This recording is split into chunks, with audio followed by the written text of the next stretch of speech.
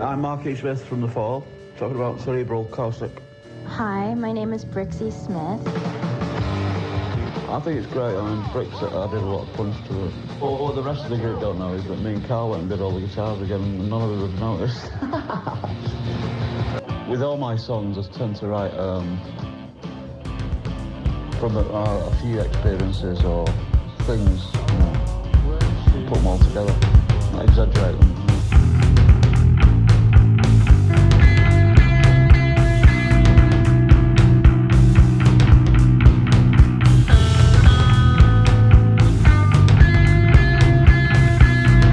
Yeah, we are the Fall and we are the best.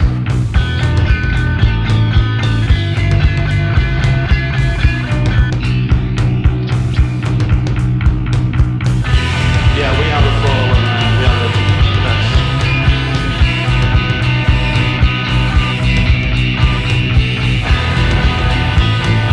Yeah, we are the Fall and we are the best.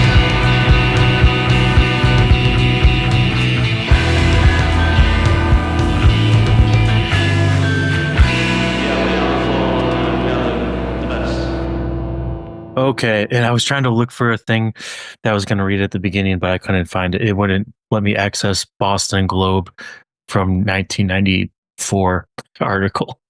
Apparently, I have to pay for Boston Globe article, a record review from 1994. So, Steve, we're in 1995, and we're getting right into some new fall LP. And I'm curious what your journey was with this album. How was it hitting you at the beginning? How is it feeling now?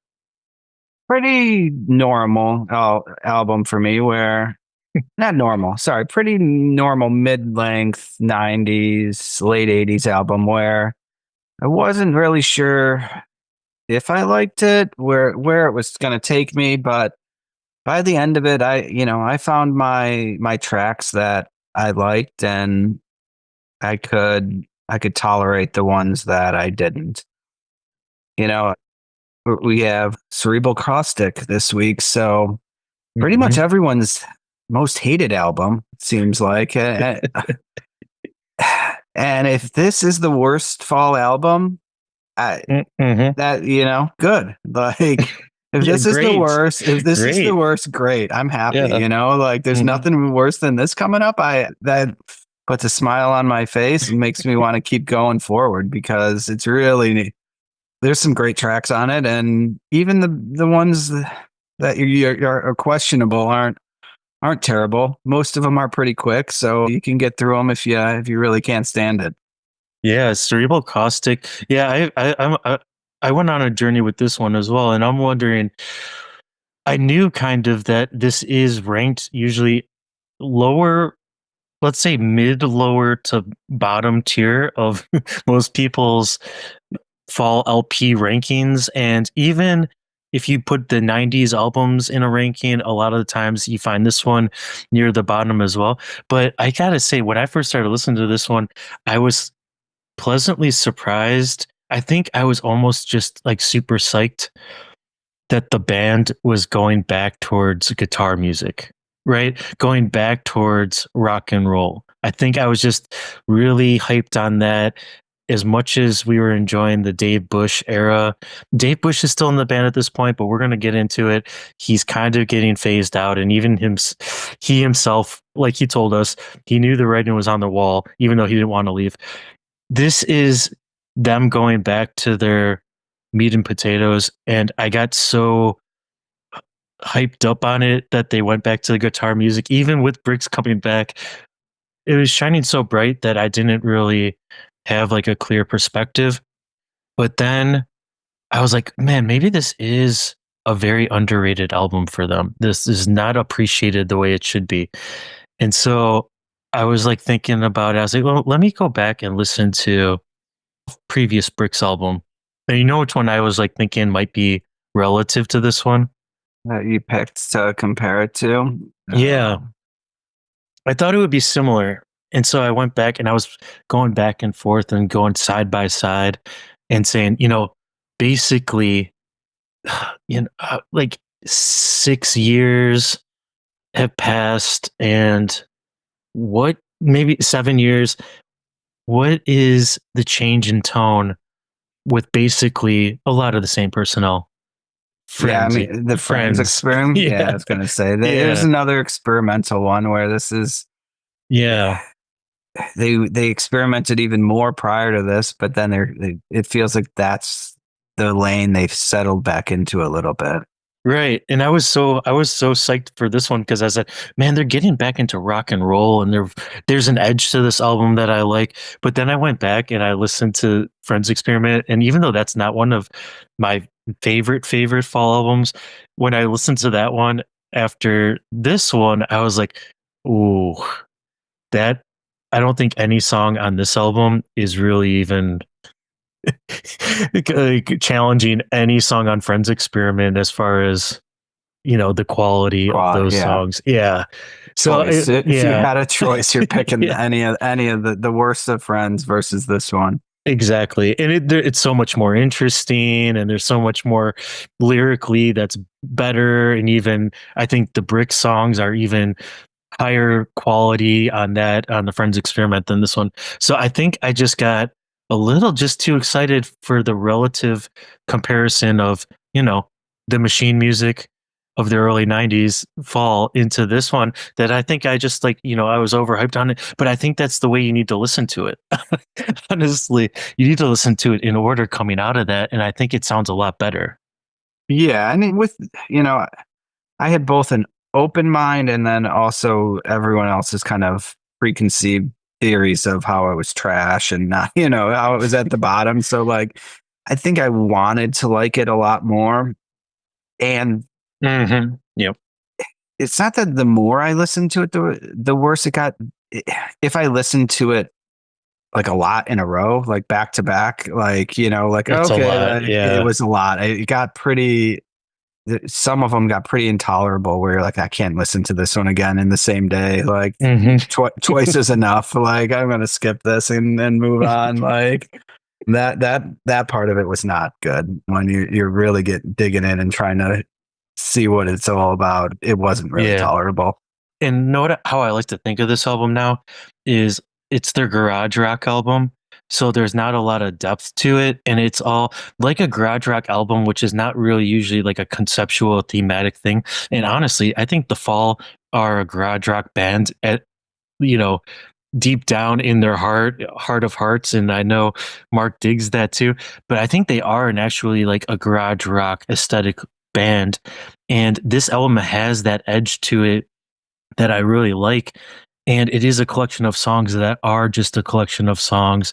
They're not overly thought out. And even the Bricks ones, they kind of, I mean, there's a lot of Bricks ones, but they're just a collection of songs that doesn't have the depth. And it's just an album that you need to just, you know, go through, listen to, and then take a break from, and then come back to and just think about it that way.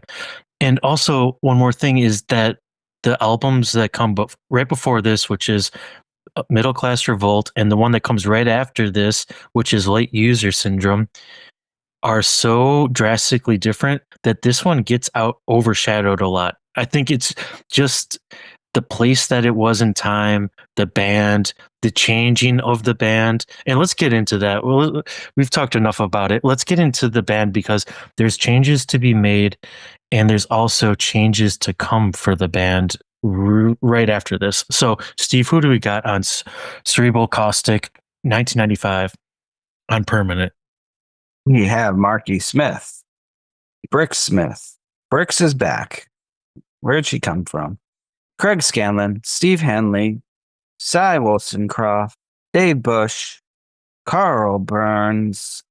He's playing everything: drums, guitar, vocals. Special guest on one track, Lucy Reimer.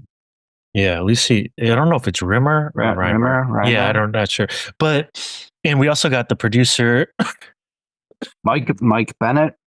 Mike Bennett, our new producer, who's going to be with us for a couple albums. And yeah, Bricks is back. The story whoever story you want to believe, basically there's a phone call. Basically, Mark and Brix agree that she should come back to the band, and the arrangement is she can be in LA and just come over when they need to do a important gig or record. So it's very, nice situation. And as we've talked about before, Brix was kind of like not doing any music at all. She was just chilling. She might have been trying some acting or trying to get into acting. And she also tried out for the band Hole, Courtney Loves Hole, which we've discussed, which didn't work out. And, she falls back into place with the fall, which is interesting. It's interesting to come back.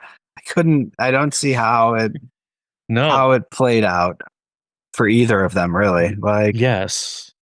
I can't imagine. Questionable. I can't imagine. I mean, it's got to be like a love-hate nasty relationship where you're just like, oh man, those two don't get along, but they can't seem to separate from each other.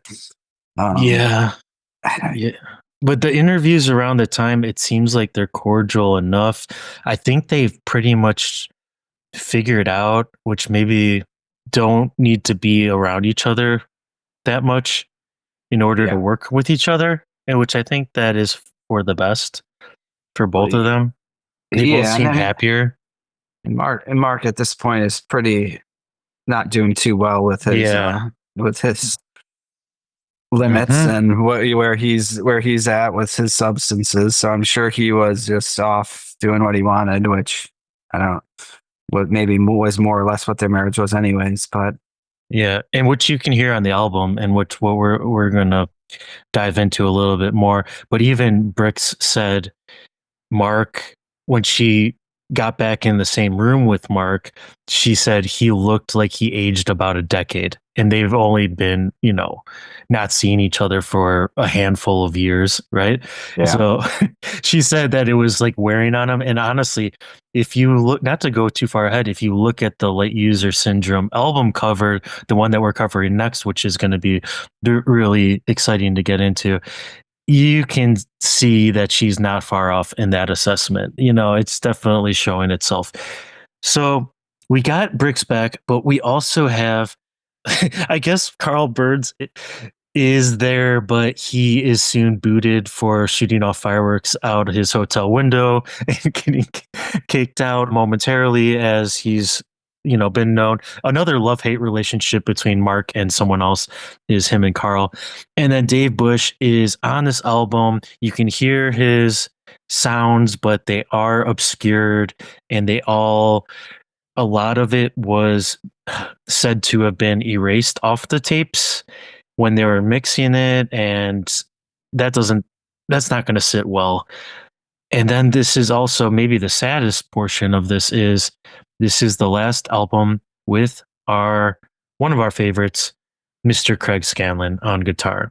So he's on his way out it kind of seemed like his heart wasn't in it anymore at this point, which is probably fair enough. I don't know how Steve Hanley kept going for even, the following albums, but that's a long time. And I think, I don't know. I'm not sure about the Craig effect. You see, I mean, I don't know. The semi-success, you see Mark just going downhill year over year, not getting better, not controlling himself, and you're just like, where is this train gonna stop? Yeah, might as well get off at a station that is friendly versus some sort of disaster. It's the only the member that left that Mark felt remorse for, where he's like, that probably wasn't the best decision, which I think a lot of them we could argue were probably not wise, because they were like hitting the stride with a lot of members, and then they're like, nope, see you later, mate. And Craig is someone where maybe he wasn't in the moment feeling the band anymore, but I feel like he could have come back around if he was getting a great creative Mark as the front man. I think he would have upped his game to fit it too. I just think it was all in due time. Yeah, and I mean, it probably it probably stung to have Bricks leave and then have her walk back in and kind of be like, "Oh, now you're That the had to lead. be bizarre. Now you're the lead guitar. You're the lead guitarist Oh, again, Bricks. You get it." And you're just like, "Oh, I guess I'll just stand back over here doing most of the legwork on the old guitar." Man. But Then you're already kind of bored, and then you see you're like, "Who's that walking in with the guitar?" Oh, your ex-wife is back in the band, and she's always here sometimes whenever she she only feels wants like it. Uh-huh. Okay, and I have to be here the whole time. Yeah. Okay. Still not getting credit anywhere? Yeah, Okay, still not thanks. getting any credit. Oh man. Yeah, okay. So even even on this album, Craig is getting credit for, let's say, a third of the tracks. Yeah. And 4. so Craig is on his way up. I think we should just get into these songs because we have a lot of Brick songs, but then some of them are Brick songs that she's all over, and then some of them she's not. So let's just go with the flow. I think we're gonna have some fun here. I think for this album, we're gonna be joined by, our good friend. I won't say friend, an acquaintance that is working in the radio industry, Mr. John Peel, and he might be helping us introduce a couple of these tracks. So, John, what do we have up first? Well, Remain still the best band in the entire universe, and their new LP, Cerebral Caustic, that's the 4. The track's called The Joke, and there'll be one more from them, too. 4, this one features quite a lot of Marquis Smith's ex-wife, Bricks.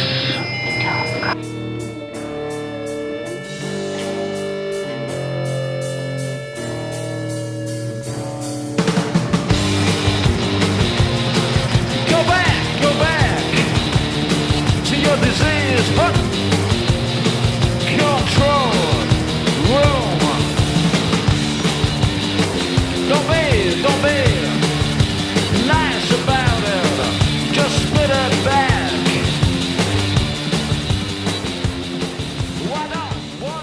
Why don't you be mature about it? When I hear that fucked up guitar, it's just making me energized that the Fall have got their little bit of their rock and roll swagger back in line. And it honestly, if Marcus fucked up, it kind of fits the vibe of this album. Yeah, like you were saying before, the garage aspect of it works well. Mhm. The not as clean as they usually are, kind of distortion and Yeah, and this one is The Joke, and this one is based on the novel by the same name, where the plot is basically the characters make a joke in some format and are sent off to a communist internment camp of some sort. But what do you like the PC camp? 5 years in the PC camp? Political correctness camp? political correctness camp, or yeah, I mean, it's 1995. Even a PC computer, like, does Mark know what a computer is? See, I like the PC computer as well. I don't think it is that, but I like going to an internment camp that is just based around you. It's basically modern day work life. You're going to a camp for 9 hours a day and you just have to get in front of that computer screen. It's kind of, I like that dynamic a little bit more than the PC camp, which we know that Mark would not be a fan of at all in any form. But already you got a little bit of a Brick Smith influence. Yeah, I like The Joke. I think it starts off well, gets you ready to go for what's to come. Yeah, and what's to come is the one track that a lot of people say is the standout track, which I'm excited to discuss because I don't see it that way. Yeah, I agree with you. Okay, so let's not get ahead of ourselves. Let's just get into Don't Call Me Darling first.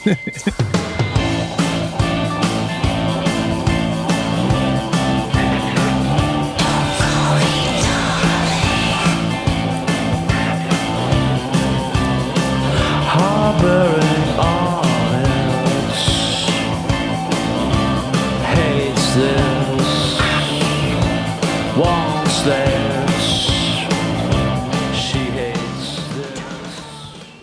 So I want Steve, tell me what you like about this track first. I like Mark's part, I'm with you. and He's kind of crooning a little bit. I don't mind the screaming from Bricks, but it's just too much. Like, I wish there was a buildup. Like, maybe like she's singing it, and she's getting angrier and angrier throughout this song, and then maybe a couple of the horrible screaming at the very end to really get her point across. But I don't know. This is the one that I got 30 seconds in a couple times, and I just said, that's enough of that. I'm on to the next one. I think I'm on the same page. I think I'm on the same page with you. Yeah, what else do you like? The keys on this one is good too. You don't really hear that. You don't really hear that key work that much, right? No, like a staccato key pumping along. The shredding guitar is good. I mean, it really is the screaming that I think if she just didn't scream it, like there's like little whispers. The whispers, if it was, she just needed to change it up. I think it would have been I'm exactly 100% in alignment with you. She needed variation, and I know The Fall is all about repetition, but this is something when I was listening to this song and album over and over again. It's one thing I want to ask. Actually, maybe we can just ask Dave Bush if that is a sample of her voice. If it's a sample of her voice just repeated. Oh yeah. Because it just seems so exactly the same. But then again, there are songs in the past Fall catalog where she does the same thing over and over again, vocally, even with the guitar. It's very much her style, honestly, to be repetitive in the riff, to where she's doing the same thing the exact same way, and there's no variation where you're like, it's a different part of the song now. That's when I'm always like, oh, it's a different part of the song. Or like you're saying, build it up, do a little soft to loud. There are little backing vocals where she does it in one ear, or in the pan to the left, pan to the right, which is good. I like that. I just think the song is good, and I actually appreciate her doing something different like that, because I don't think that was expected. I didn't expect that when I first heard it, but I just think it doesn't have a longevity as far as re-listens. No, I was gonna say it's almost intolerable to re-listen to it like over and over again.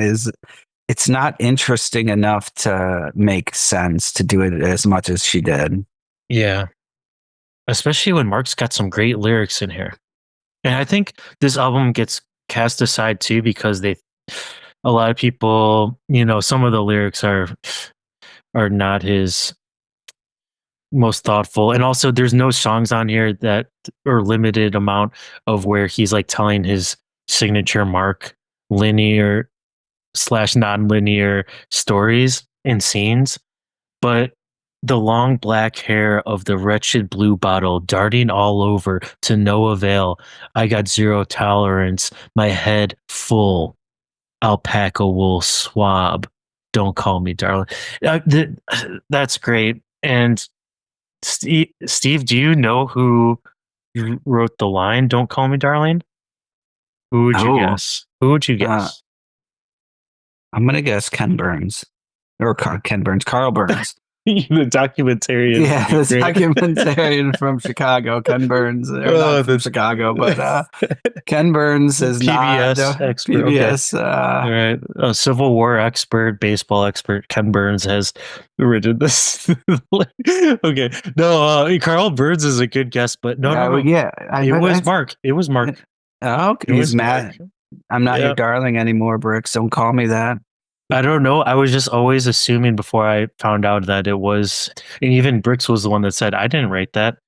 Mark wrote it. So I was surprised. And because it just sounds like it's coming from her life, and that's what we always are doing, projecting on these musicians. But I was surprised because I think coming from Mark writing that, did he get her to maybe think about and get agitated to deliver it that way, or did she just deliver it that way? Like, I have questions like that, which are really intriguing. Was it her choice? Was that how the song was written? Was she supposed to do it that way? Did she do it once and Mark loved it and said just copy it? Do that over and over again? Yeah. Yeah, is this another what was the other one, the fruit one, where she just had to keep calling out different fruit names and she hated that? Yeah. I will give it to her. Like, she is a good, I don't want to say muse, but she plays off of Mark really well in a rock and roll way, where she knows she has to go with the flow, and something interesting can come of it. I think she was just as surprised. Honestly, it sounded like in the interviews, she's just as surprised at what came out in the form of this. And of course, it's going to be the second track. I wouldn't have been surprised if that was the first track, to be completely frank, because I'm Frank. Now, Steve, John, what are we going to head into as far as the third track? The Rainmaster.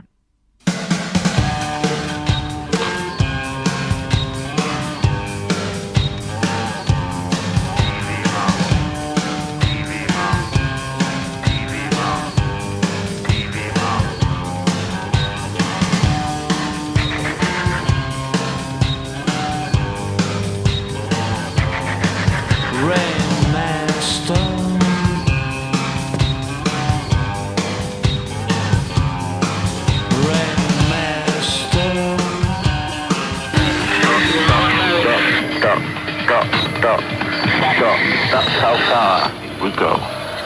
They'll never be matched, you know. This is something like our 28th LP. Absolutely extraordinary. The LP is called Cerebral Caustic. That's the fall. And Rainmaster, the title of the track. TV Man's Tarantula. I kind of like how this one is done, where it's all guitar in the right ear and all drums and kind of noise in the left, and kind of strummed guitar in the left too. Yeah, and drums and then noises, I guess. I don't even know. You think that's a guitar making that noise? Yeah. It's like a chugging on the guitar strings, like a muted guitar, palm muted. And I just assume that the riffage is Brix doing that repeated riff because it just seems her style. And more of the abstract dissonant guitar is Craig. And I have to say, I kind of miss this combination. I kind of miss the Brix with Craig. But as usual, I just want that Brix simple riff to be a little bit more dark. Yeah, I mean, the double guitars is key to their rock and roll sound. Yeah. To make it bigger and better. Mm-hmm. And kind of like a little bit of a hungover Mark vocal, delivering the lines of the Rainmaster. Portaphone traffic, marquee assistant crap in Hermitage, Rainmaster in New York, Rainmaster over cool green layered forest, interspersed with hammers banging, fellas tapping slow in hot morning, silenced. Yeah. Smug in the task and knowledge, cut to the quick Rainmaster. Yeah, I mean, I just think that there are good lyrics on this album that are they're not supposed to do anything. They're just good lyrics put together. Yeah, I mean, they're all like one off, like one line at a time, maybe 3 or 4 lines at a time, but like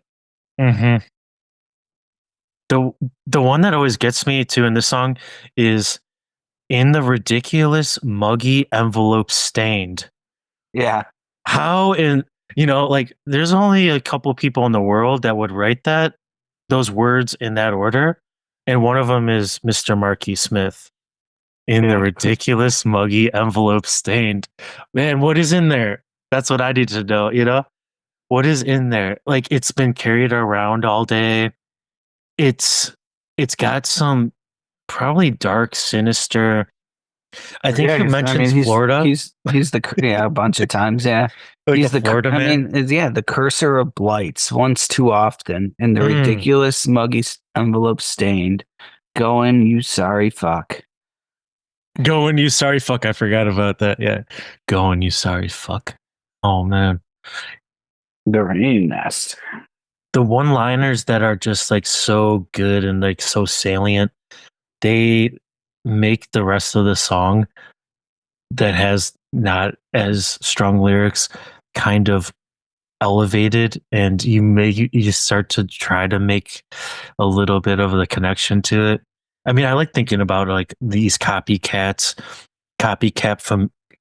familiars and miserable witches in Florida, and then this like delivery of this stained envelope. It's like, so it's damp, it's filled with the secret that needs to be conveyed, or it will change the dynamic once it's unenveloped and read out loud. Oh, I just like the feel of this one. It's good. It also is the first one where it reminds me of like, this is the fall again. It's like This is like a fall head album. If you're just a general, you kind of like it, I could see why you're not going to ever pick this album. Like, there's a lot better options if you're only going to listen to one or two fall albums. Like, yeah, probably don't pick this one, but it is worthwhile and interesting enough to, if you're diving deep and you want something more, or, you've played out what your favorites are, like, go into it and dig deep and see what's in there. It's fun. I mean, that's why we always say there's no bad fall album as far as we know. And this one is another one where you're like, man, this is making me work for it a little harder than I probably want to. But man, it's really got a chance. It's got a chance. And we're feeling good about it. And if it doesn't feel good, you can always just tune out, zone out, and start numbing yourself. And this one's called Feeling Numb.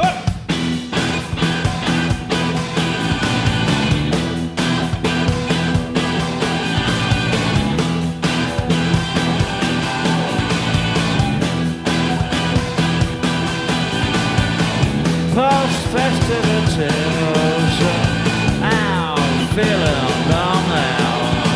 From a reminiscent Prozac out, it kinda tips off. This is the one that does it for me. This is probably my favorite one. Oh yeah? Oh yeah. Tell me why. I don't know. I like Brix's vocals a lot on it. This is the backing vocals is nice, where you typically don't get that. Doesn't it seem like she gained some confidence doing a solo album? Because some of these songs, I mean, even we haven't got to Bonkers in Phoenix yet, which is a song she says basically is something that would have been on a solo album. And not in this form, but this song sounds like it could be on a Brick solo album if she had the fall backing her in a raucous tone. I like the chuggy guitars. Yeah.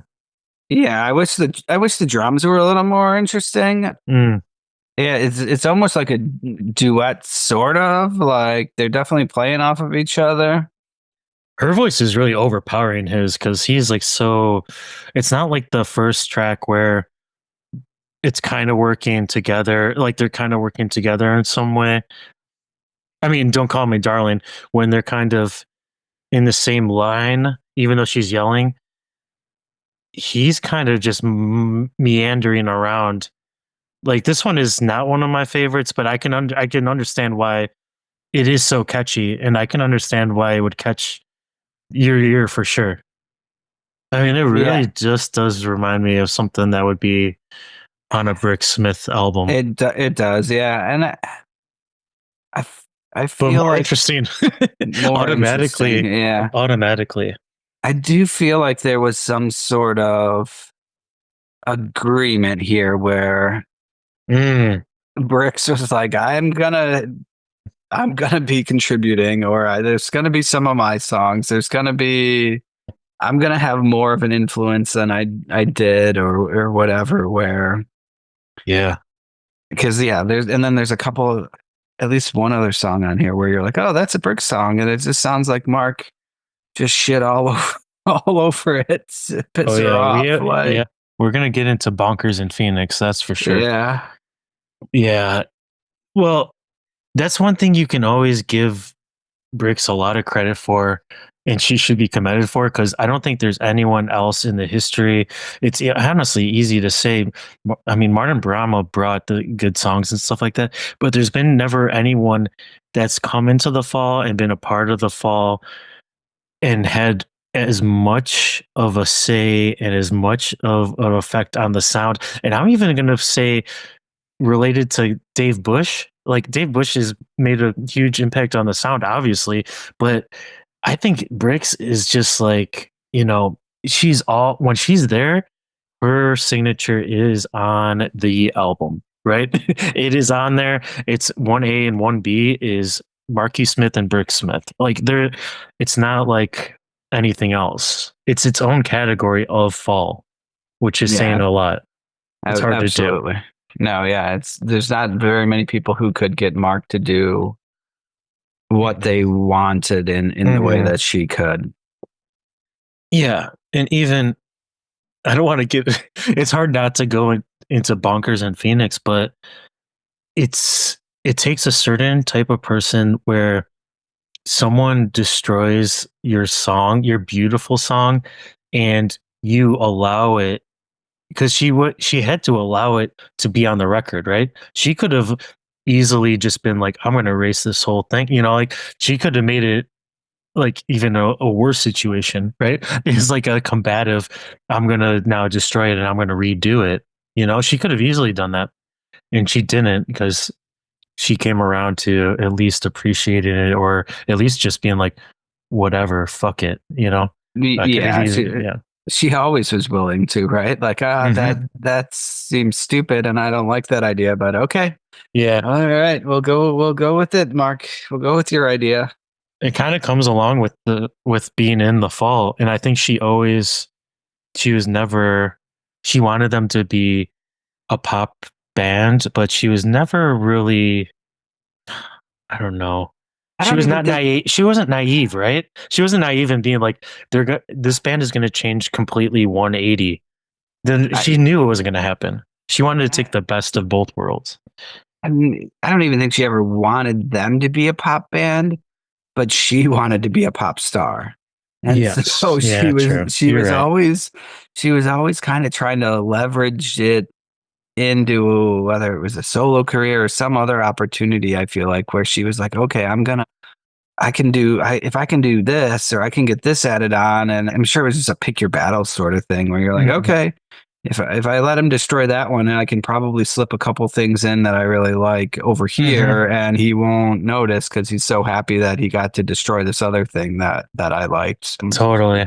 And also, you got to also think that she knows, if I want to play with the Bangles, if I want to play even in Hole, no one's going to have a song like that. No one's going to have a track on the album that's completely in a soundscape of Mark telling people to get in line for vegan food. Like that's not going to happen. That's not going to happen in most any other band that has a chance of being on MTV or the radio. And I think she did appreciate that. It like deep down, like she's like, oh, that's going to be something that's my rock and roll cred too, that I am also a part of making that song. But let's get into something else. Let's switch it up. Let's just get into Pearl City.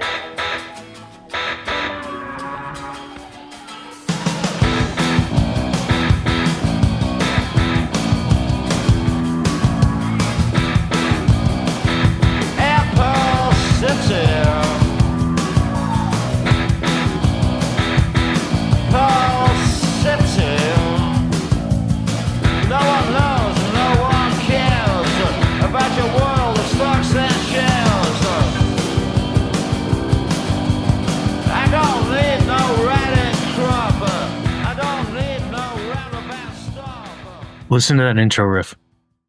You know what that intro riff always reminds me of? David Bowie's Queen Bitch.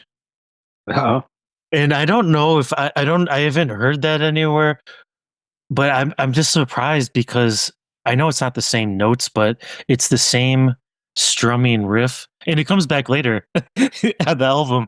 It comes back later, but do you hear that at all? You know, yeah. You know, Mhm.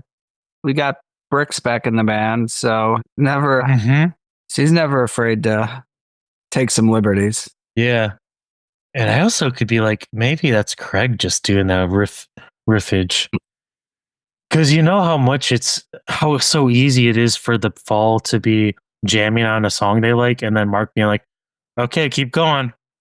My words are about to come out. Yeah. Keep going on that." Mark, that's David Bowie. I don't give a fuck who that is. Change the key it's in. We're moving forward with that.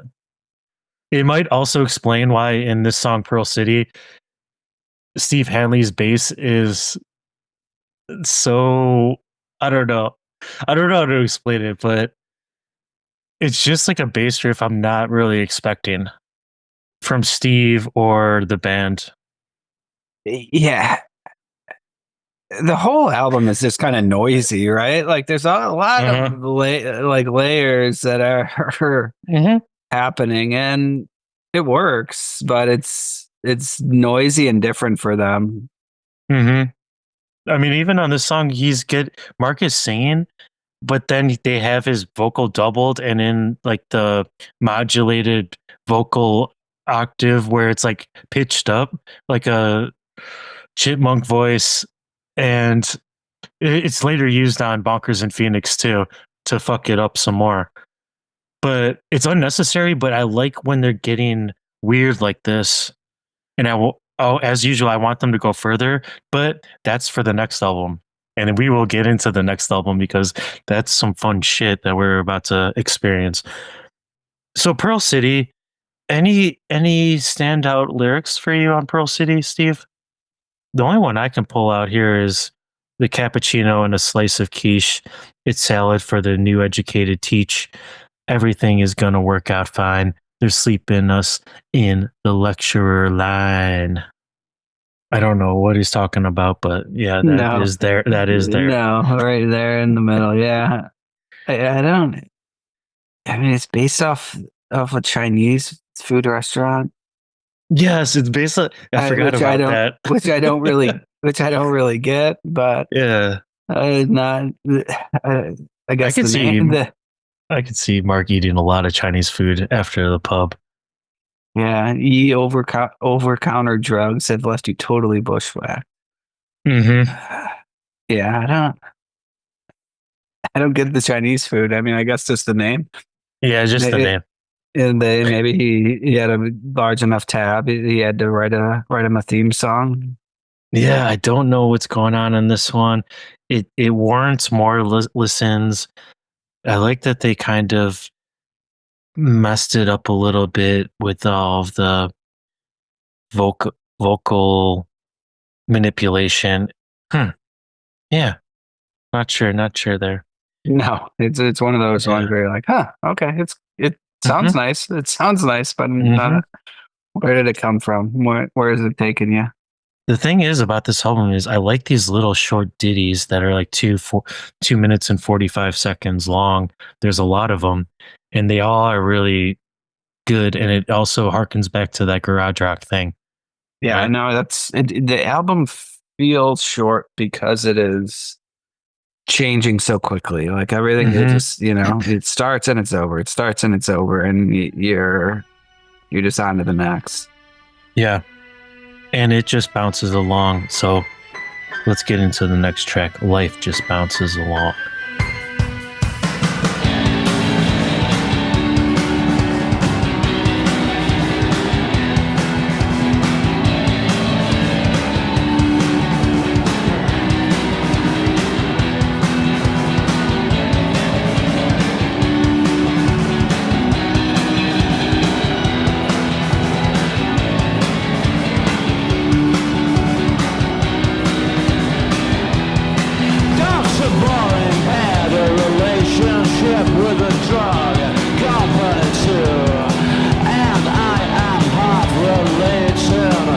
the soft Nessa groove. The LCRC today. Somebody claimed their dog. See, I think in the same way that you like feeling numb, I think I like this song in that way. It's catchy. The guitar is fun with that up and down melody. And this one might have some of my favorite Mark lyrics in setting a scene. Yeah, I was gonna say this is a Mark story, right? Yeah, this is the one that you get. You know, it starts with the Dr. Boring had a relationship with the drug company too. And I'm half related to the softness group PLC on TV today. Someone claimed their dog had been molested by a textile chemist, but life just bounces, so don't you get worried at all. The prescription's filled, but I'm unsure of its contents. I sit back with a tight lip, retina amazed. I just love the retina amazed, right? Just not the eyes just going completely hollow, or it's just a retina just going berserk with a hallucinogenic Yeah, I guess some chemical feel. exactly. Yeah. Okay. My eyeballs are feeling it now. Yeah. So fun. I was in a vortex. I was headed for a fall, I tell you. Yeah. Yeah, I'm surprised they don't have any like bouncy backing vocals while he does My Life Just Bounces. Like it seems like a layer they would have added in, but I think it would have sounded great with that, especially since it's a long song. It's almost 5 minutes. And strangely enough, I would have, not knowing who's credited on this, which means nothing, of course, but I would have said that this is another Bricks co-written song, but she's not. She's not listed on this one, which surprised me. So that's a Craig Scanlon riff, which makes sense too, because honestly, it's more interesting. It's something that's why I like it. Honestly, it's a Craig riff. It's not a Bricks riff. So it fits my ear better. Yeah. And Carl Burns also plays guitar on this album, but then he was kicked out halfway through. I'm not really sure about it. The Fallheads can look it up for themselves, but I always like that too, that Carl is just like in and out. He always has the key to get back in, which is kind of fun to the band. It's like he can never do anything like it's long term detrimental, and I think that might be also the reason why he's now in the House of All. Everyone loves being around Carl, and who wouldn't? Get him in the fucking band, mate. When he's in a good mood and having a good time, and when he's not setting your room on fire, yeah. Never proven. Never, yeah. And then what I was reading, like in Hanley's book, where he got arrested for trying to sell stolen band equipment. Yeah, I forgot about that. Yeah, that's good. I mean, it's a character you need to have around. I mean, if anyone's living the rock and roll lifestyle harder than Mark, it's definitely one Mr. Carl Burns. It's not even a competition. Which might have helped his ability to come and go as he pleased, right? Mm-hmm. Mark was like, "Oh yeah, let's get that guy back in here." He takes the spotlight off me a little bit. It explains why they were good friends. Definitely. You got to have a mate to go full bore with. Yeah, someone who always says yes. Like, yes. Oh yeah, ready? Right. Okay, for sure. But you're also sleeping on the bus, and you can sleep in the hotel anymore. Okay, so Steve, as we're getting to the midway point here, we should probably take a look at this album art, and it's definitely someone we're familiar with, but it's not a look or an aesthetic that we are familiar with in this form. Yeah, our friend Pascal Legras, which is not Anything that I've seen from him before at all. I mean, physical media. Yeah, we got it's a photograph of a skull, plastic skull with a clown nose on, lit up from the back. Yeah.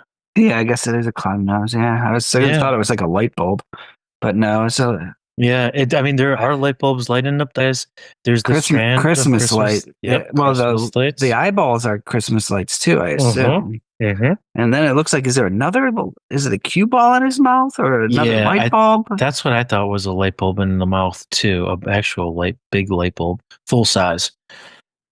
And then the band name and the Cerebral Caustic title. How do you feel about this? Big fan of the font, like the fall, the Cerebral Caustic.